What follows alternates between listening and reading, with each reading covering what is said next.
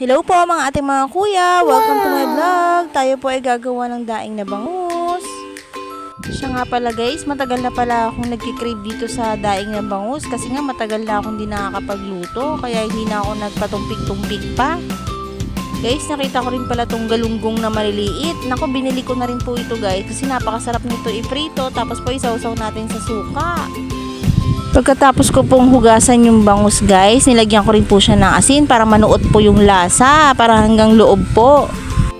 Naku po, iniisip ko pa lang to na iluluto, talaga namang napapatakam na ako, napakabango nito guys. Pagkatapos nating babara ng asin yung bawat isang bangus guys, magagawa na rin tayo ng pagbabara ng daing na bangus. Bale, inuna po natin yung suka, isang pack po yun, tapos po tubig kalahati lang at paminta.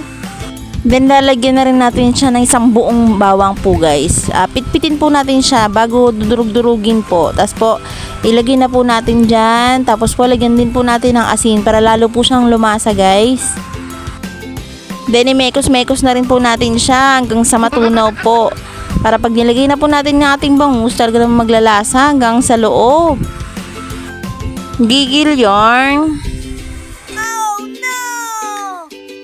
Pagkatapos na mahabang mekos-mekos, ito na po, ilalagay na po natin isa-isa yung bangus. Guys, tip ko lang, pag gumagawa kayo ng daing na bangus, mas maganda yung purong suka.